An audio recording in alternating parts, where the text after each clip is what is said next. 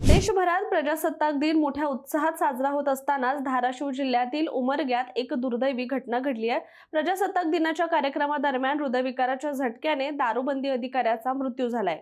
मोहन जाधव असं त्यांचं नाव असून ते राज्य उत्पादन शुल्क विभागामध्ये कार्यरत होते आणि सोलापूर हैदराबाद महामार्गावरील तपासणी नाक्यावर ध्वजारोहणाचा हा कार्यक्रम सुरू होता। दरम्यान ध्वजवंदन पूर्ण झाल्यानंतर सर्व अधिकारी आणि कर्मचारी एकत्रित फोटो काढत होते। त्यावेळी फोटो सेशन दरम्यान मोहन जाधव यांना अचानक चक्कर आली आणि ते खाली कोसळले। त्यानंतर त्यांना तातडीने रुग्णालयात दाखल करण्यात आलं, मात्र डॉक्टरांनी उपचारापूर्वीच त्यांना मृत्यू असल्याचं घोषित केलंय। हसत खेळत सुरू असलेल्या कार्यक्रमात तिरंग्याला सलामी दिल्यानंतर अचानक घडलेल्या या घटनेनं सर्वांनाच धक्का बसलाय।